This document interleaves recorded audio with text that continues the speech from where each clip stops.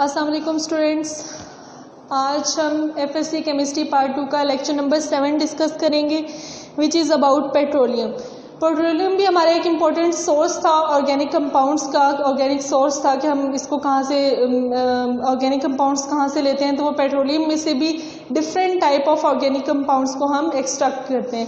Petroleum होता क्या है? पेट्रोलियम एक मिनरल ऑयल है जो कि ज़ेरे ज़मीन चट्टानों में से, रॉक्स में से निकाला जाता है। ठीक है, ये एक ब्लैकिश लिक्विड होता है और रिफाइंड फॉर्म होती है मिनरल ऑयल की, इसको पेट्रोलियम कहा जाता है। लेकिन पेट्रोलियम इटसेल्फ भी कोई एक कंपाउंड नहीं है, बल्कि इसमें ढेर सारे कंपाउंड्स हैं और ये ढेर सारे कंपाउंड्स का मिक्सचर है और इसको मिनरल ऑयल की रिफाइंड फॉर्म भी कहा जाता है। इसको डिफाइन ऐसे किया जाता है कि refined form of mineral oil is called petroleum, जो कि इटसेल्फ बहुत सारे ऑर्गेनिक कंपाउंड्स का मिक्सचर है।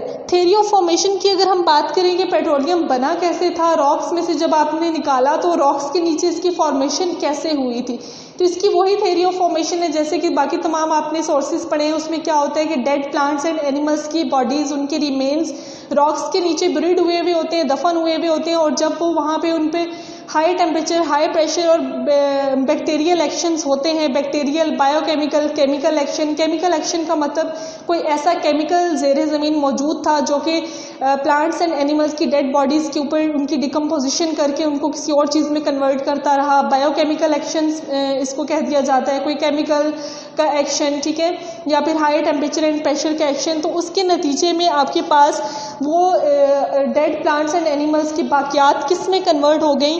पेट्रोलियम में कन्वर्ट हो गई। ठीक है, तो थ्योरी ऑफ फॉर्मेशन में हम कहेंगे कि slow chemical and biochemical decomposition of organic matter under sedimentary rocks. Sedimentary rocks ज़मीन की जो चट्टानें हैं, नीचे तहें हैं, उनके नीचे slow chemical and biochemical reaction से प्लांट्स एंड एनिमल की बॉडीज़ के ऊपर पेट्रोलियम बना और पेट्रोलियम को उधर से हम फिर एक्सट्रैक्ट कर लेते हैं। ठीक है, तो बहुत सारे साल लगते हैं, कोई मिलियंस ऑफ ईयर्स के बाद ये जो remains of trees and animals हैं इनको हम पेट्रोलियम में कन्वर्ट कर पाते हैं रिएक्शंस के नतीजे में, और उसके बाद हम इनको वहाँ से एक्सट्रैक्ट करते हैं।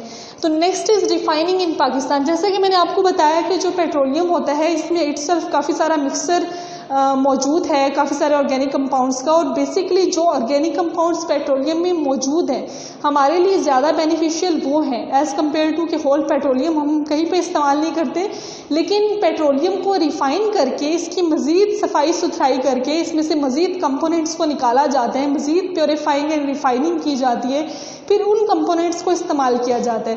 फॉर एग्जांपल जो आपके बाइक्स और गाड़ियों में पेट्रोल इस्तेमाल होता है उसको गैसोलीन कहा जाता है, और गैसोलीन कहाँ से लेते हैं? इसी पेट्रोलियम में से हम फ्रैक्शन करके, इसके हिस्से करके सेपरेट करते हैं और निकालते हैं। इसके अलावा आपने रोज़मर्रा रूटीन में सुना होगा लुब्रिकेंट्स इस्तेमाल किए जाते हैं गाड़ियों में या दरवाज़ों के साथ। लुब्रिकेंट कहते हैं फ्रिक्शन को कम करने के लिए। अगर आप कोई चीज़ दरवाजे, अगर फॉर एग्जांपल आपके डोर में से आवाज़ आ रही है तो उसको आप उसकी फ्रिक्शन को कम करने के लिए, फ्रिक्शन हो रही है, ठीक है, आप उसको क्लोज एंड ओपन करते हैं, उसमें फ्रिक्शन हो रही है, आप कोई लुब्रिकेंट वहाँ पे ऐड करेंगे, फ्रिक्शन कम हो जाएगी।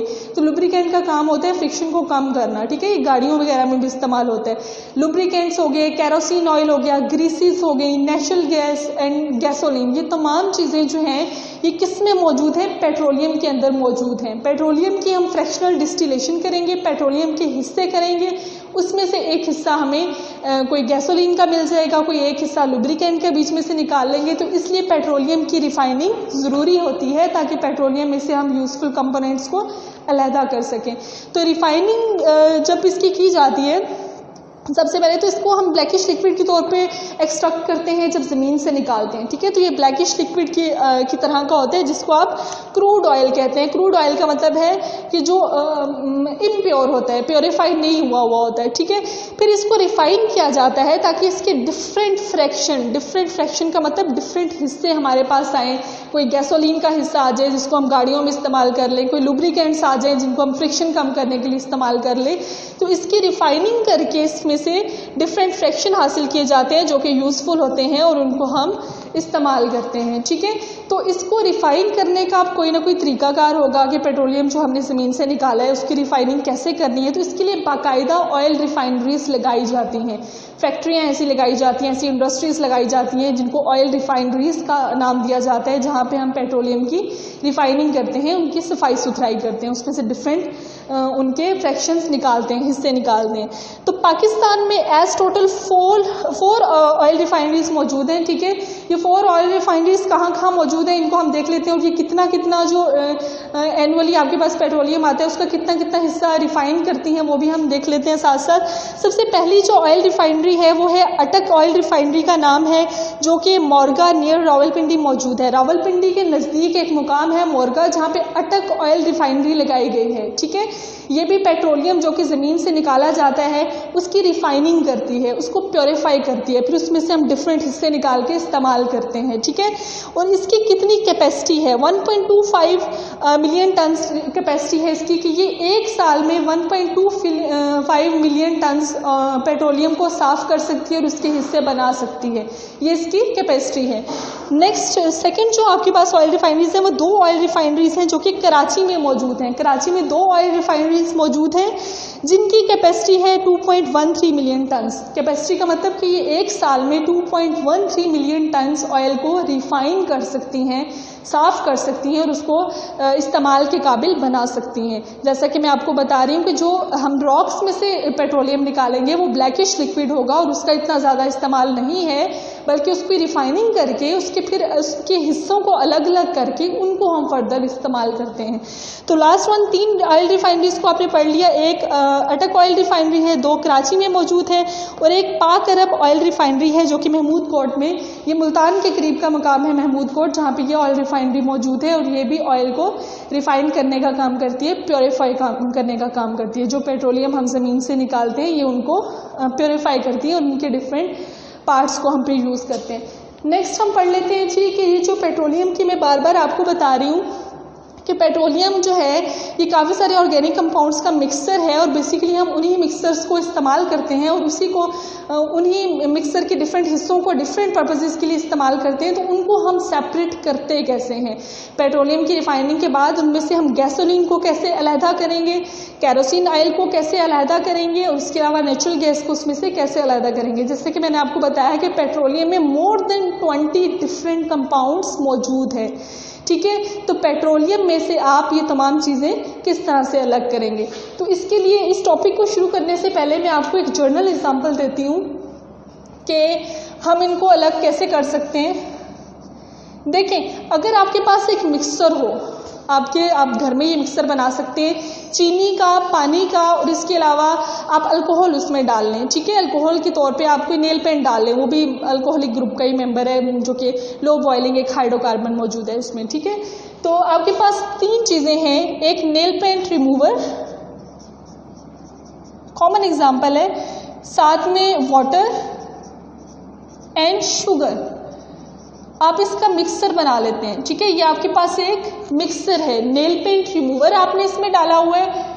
जैसे कि लड़कियों को तो पता होगा कि नेल पेंट रिमूवर बहुत जल्दी एवेपोरेट हो जाता है, उसका बॉइलिंग पॉइंट बहुत कम होता है और ये भी एक ऑर्गेनिक कंपाउंड है, ठीक है। और साथ में आपने वाटर ले लिया और शुगर ले ली, इन 3 चीज़ों का आपने मिक्सर बना दिया। अगर क्वेश्चन आया कि इस मिक्सर में से हर एक चीज़ को हम अलग कैसे करेंगे, पानी को अलग करना हो, नेल पेंट को अलग करना हो, नेल पेंट रिमूवर को अलग करना हो और शुगर को अलग करना हो, तो हम इसको कैसे अलग करेंगे, ठीक है। जैसे कि मैंने आपको बताया कि पेट्रोलियम में डिफरेंट टाइप की कंपाउंड है, तो उनको अलग कैसे करेंगे। तो जिस तरीके से मैं इसको आपको अलग करना सिखाऊंगी उसी तरीके से हम पेट्रोलियम के भी डिफरेंट हिस्सों को अलग करेंगे। तो हमारे पास क्या तरीका है इन तीनों को अलग करने के लिए? हम इनको हीट करेंगे, हीट प्रोवाइड करेंगे, ठीक है। हीटअप करने से क्या होगा कि इसमें मौजूद कॉमन सेंस का क्वेश्चन है कि इसमें सबसे पहले कौन सी चीज़ एवेपोरेट होगी। क्या आपने कभी देखे कि पानी और चीनी को जब हम बॉयल करें तो चीनी उड़ के जा रही हो, एवेपोरेट हो जाए और पीछे पानी बच जाए? ऐसा नहीं होता, पानी पहले एवेपोरेट होके जाते हैं, चीनी नीचे बच जाती है। ऐसा क्यों होता है? इनके डिफरेंट बॉइलिंग पॉइंट की वजह से ऐसा होता है कि पानी का बॉइलिंग पॉइंट कम है, वो कम टेम्परेचर पे बॉयल हो जाते हैं तो वो पहले एवेपोरेट होके चला गया। चीनी का बॉइलिंग पॉइंट ज़्यादा है, वो थोड़ा लेट बॉयल होके जाएगी, ठीक है। और नेल पेंट रिमूवर जैसे कि आपको पता है कि वो तो आप जस्ट ओपन करके भी रख दें तो वो एवेपोरेट होना शुरू हो जाते हैं, तो हीट देने पे तो वो सबसे पहले एवेपोरेट होके हवा में चला जाएगा, ठीक है। तो इसमें से जिस चीज़ का बॉइलिंग पॉइंट सबसे कम है वो सबसे पहले वेपर्स बन के ऊपर चला जाएगा, एवेपोरेट हो जाएगा। उन वेपर्स को आप इकट्ठा करके अलग किसी कंटेनर में बंद कर लेंगे। उसके बाद आपके पास वाटर जो है वो बॉयल होके दूसरे नंबर पे ऊपर चला जाएगा। उसकी वेपर्स को भी आप इकट्ठा कर लेंगे, ऊपर कलेक्ट कर लेंगे, एक चीज़ में डाल लेंगे, कंडेंस करके बाद में दोबारा से लिक्विफाई कर लेंगे, ठीक है। फिर नंबर 3 पे क्या बच जाएगी आपके पास, शुगर, क्योंकि शुगर को तो आप बहुत ज़्यादा टेम्परेचर देंगे तो फिर कहीं जाके वो मेल्ट होगी और फिर बहुत ही ज़्यादा हाई टेम्परेचर पे वो इस काबिल होगी कि उसके वेपर्स बन के ऊपर की तरफ उड़ना शुरू हो, मतलब उसका बॉइलिंग पॉइंट बहुत ज़्यादा हाई होता है। तो इससे क्या आपको पता चलता है कि डिफरेंट बॉइलिंग पॉइंट पे एवेपोरेट होने वाली चीज़ें डिफरेंट टाइम पे ऊपर एवेपोरेट होके आएंगी। तो इसी तरह से पेट्रोलियम में अगर आप 3 चीज़ों की भी एग्जांपल ले लें कि नेचुरल गैस मौजूद है, लुब्रिकेंट्स मौजूद हैं और गैसोलीन मौजूद है, तो ये तीनों चीज़ें अगर पेट्रोलियम में मौजूद हैं, इनको आप अलग अलग करना चाहते हैं तो आप क्या करेंगे, सिंपली पेट्रोलियम को हीट देंगे। जो सबसे कम बॉइलिंग पॉइंट रखता है वो सबसे पहले वेपर्स में कन्वर्ट होकर भाप बन के ऊपर की तरफ आ जाएगा, उसको अलग कर लेंगे।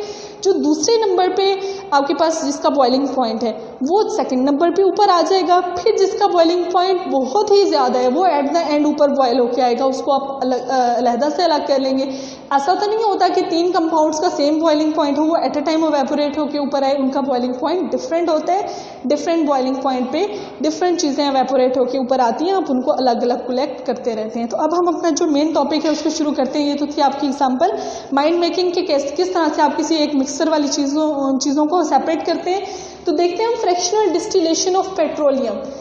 पेट्रोलियम में से डिफरेंट कंपोनेंट्स को अलहदा करने के लिए हम फ्रैक्शनल डिस्टिलेशन कहते हैं। और फ्रैक्शनल डिस्टिलेशन वो प्रोसेस है जो मैंने अभी आपको बताया जिसमें आप डिफरेंस ऑफ बॉइलिंग पॉइंट की बेस पे डिफरेंट कंपोनेंट्स को एवेपोरेट करवा के अलहदा करते हैं।